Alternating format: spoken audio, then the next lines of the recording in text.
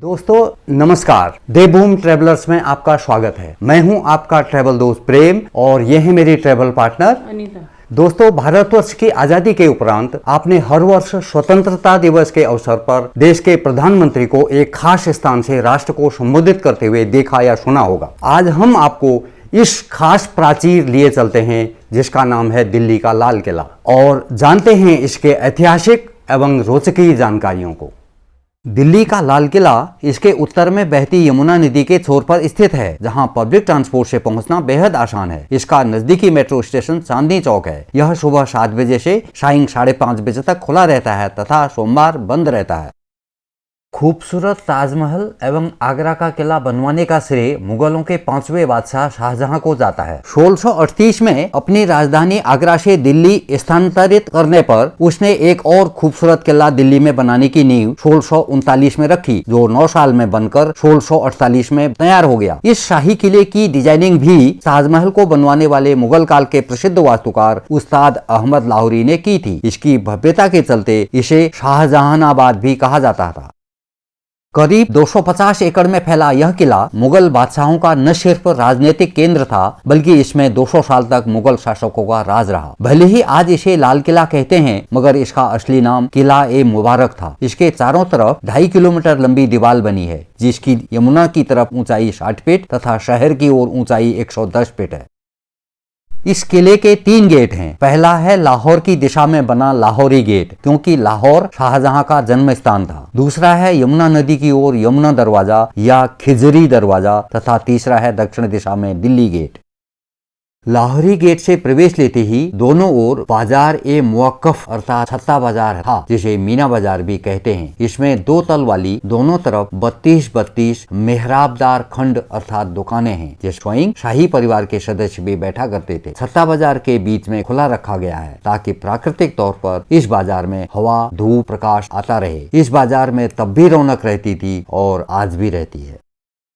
मीना बाजार के बाद किले का खुला स्थान आता है, जिसे चट्टा चौक कहते हैं, जिसके बाईं ओर कभी रानियों के रंग महल व मुमताज महल हुआ करते थे तथा बिल्कुल सामने पड़ता है नौबत या नक्कार खाना अर्थात नंगाड़ा घर। इस 3 मंजिला आयताकार खूबसूरत भवन को महल परिसर में प्रवेश द्वार के रूप में बनाया गया था, जहाँ से बादशाह की दीवान खास में आगमन की सूचना वाद्य यंत्र बजाकर दी जाती थी। इसकी दीवार व छत को फूल पत्तियों व सुंदर रंगों से अलंकृत किया गया है। इसी की लाइन में अगली संरचना है दीवान-ए-आम, जहां पर बादशाह आम जनता से मुलाकात एवं उनकी शिकायत सुनते थे। विभिन्न कलाकृतियों से खंभों से युक्त यह संरचना आज भी अति सुंदर है। इसके बीच में रत्नों व मोतियों से जड़ा बादशाह का आलीशान सिंहासन बना हुआ है। छत्ता चौक से दीवान-ए-आम की ओर सीधी लाइन में अगली संरचना है हमाम, जो तुर्की शैली में बना संगमरमर का राजसी स्नानागार था। यह बिल्कुल यमुना नदी के छोर पर बना था। हमाम के उत्तर दिशा में यमुना नदी के किनारे किनारे राज परिवार के लिए कई मंडप बने थे, जिसमें पहला है दीवान-ए-खास, जो बादशाह का निजी सभा कक्ष था। इस कक्ष के स्तंभ एवं छत पुष्प आकृतियों, स्वर्ण पर्त एवं बहुमूल्य रत्नों से जड़े थे। बादशाह के इसी सिंहासन पर कभी विश्व का सबसे कीमती व चमकदार हीरा कोहनूर जड़ा हुआ था, जिसे बाद में अंग्रेजों ने ब्रिटेन ले जाकर रानी के राजमुकुट का ताज बना दिया। इसी के पास आराम एवं निजी प्रार्थना के लिए शाही कक्ष बने थे। यहीं पर जनता को दर्शन देने के लिए बादशाह का आलीशान बुर्ज बना है। यमुना नदी के तट पर बने इन गुंबदाकार राजसी संरचनाओं की भव्यता एवं विलासिता और भी बढ़ा दी गई थी जब पश्चिमी छोर पर बने शाह बुर्ज पर यमुना का पानी चढ़ाया जाता था तथा वह जल एक छोटी सी नहर के द्वारा इन सभी मंडपों के मध्य से गुजरता था और ठंडक प्रदान करता था। इसे नहर ए बहिश्त कहते हैं। इसीलिए यहाँ पर लिखी ये आयतें यहाँ की सच्चाई को बयां करती हैं। यदि पृथ्वी पर कहीं जन्नत है तो यही है। इसी के पास 3 गुंबदों वाली सफेद संगमरमर से बनी एक संरचना है मोती मस्जिद, जो बाद में बादशाह औरंगजेब ने अपनी निजी मस्जिद के तौर पर बनवाई थी। इसके उत्तर में एक फैला हुआ उद्यान है, जिसे हयात बख्श बाग कहा जाता है, जिसका मतलब है जीवनदायी उद्यान। अंग्रेजों के खिलाफ 1857 में हुए विद्रोह के उपरांत मुगलों के अंतिम बादशाह बहादुर शाह द्वितीय को अंग्रेजों ने बंदी बनाकर बर्मा की जेल में देश निकाला कर दिया, जहां बाद में उसकी मृत्यु हो गई थी। बादशाह की ये गजल उसके दुख को बयां करती है। कितना है बदनसीब जफर दफन के लिए, 2 गज जमीन भी न मिली कुएं यार में। इसके बाद लाल किला में अंग्रेजों का राज रहा।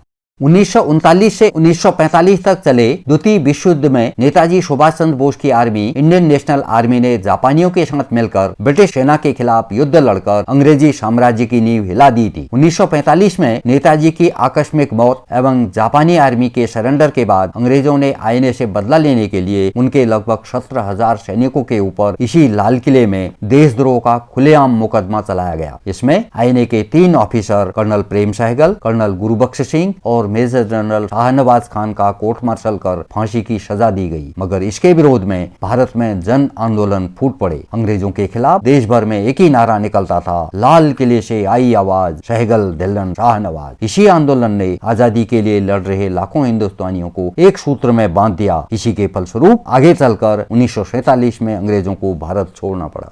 लाल किले से सुभाष चंद्र बोस की आजाद हिंद फौज का गहरा नाता रहा है। इसीलिए नेताजी की याद में उनके 122वें जन्मदिन के अवसर पर 23 जनवरी 2019 को प्रधानमंत्री नरेंद्र मोदी जी ने भारत की युवा पीढ़ियों को वीर सेनानियों के बलिदान के प्रति प्रोत्साहित करने के लिए यहाँ कुछ अद्भुत संग्रहालयों का उद्घाटन किया।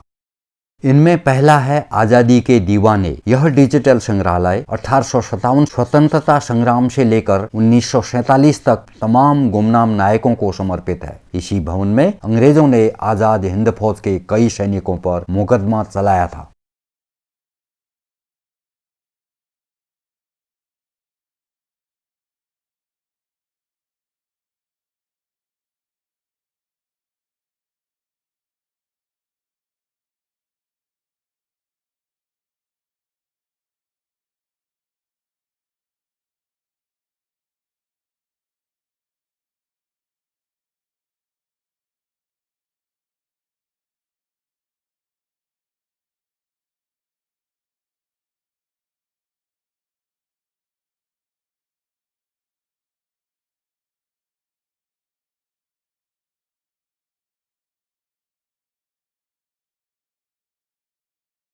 यहाँ का दूसरा मुख्य संग्रहालय समर्पित है भारत के उस महान क्रांतिकारी को जिसने आज तक के इतिहास में सबसे क्रांतिकारी नारा तुम मुझे खून दो मैं तुम्हें आजादी दूंगा देकर संपूर्ण भारतवासियों के दिल में देशभक्ति की ज्वाला जगा दी थी। इसका नाम है सुभाष चंद्र बोस संग्रहालय, जिसे क्रांति मंदिर भी कहा जाता है। यह नेताजी के बचपन से लेकर एक क्रांतिकारी नेता बनने तक की कहानियां बयां करता है।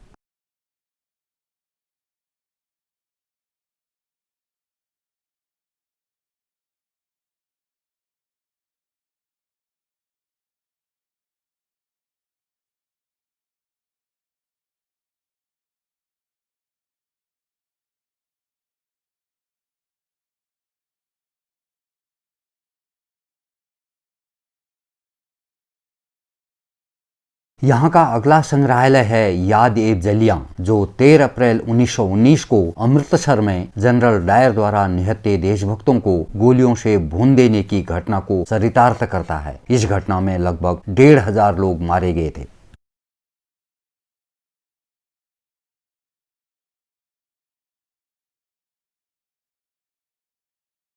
(1857) में आजादी की पहली लड़ाई की पूरी देश में एक ही गूंज थी, चलो दिल्ली। इन्हीं गूंजों को समर्पित है यहाँ की अगली निशानी 1857 का संग्रहालय, जिसमें अंग्रेजों के खिलाफ सैनिक विद्रोह भी शामिल है।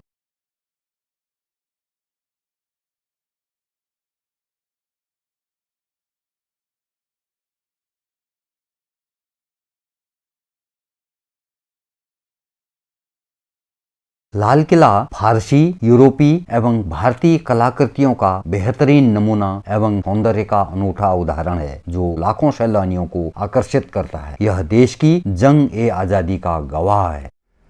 आशा है देशभक्ति का प्रेम एवं जोश भर देने वाली लाल किला दिल्ली की यह वीडियोस आपको जरूर अच्छी लगी होगी। यदि अच्छी लगी हो तो इसे लाइक व शेयर कर दीजिए। कमेंट्स में अपनी फीलिंग जरूर व्यक्त कर दें। यदि आपने अभी तक हमारे चैनल देवभूमि ट्रेवलर्स को सब्सक्राइब नहीं किया है तो इसे सब्सक्राइब कर लें और देखें इसी प्रकार की और भी वीडियोज एक ही स्थान पर। इसी के साथ अब विदा लेते हैं और मिलते हैं देवभूमि ट्रेवलर्स की एक नई रचना के साथ। जय हिंद, जय भारत, गुड लक।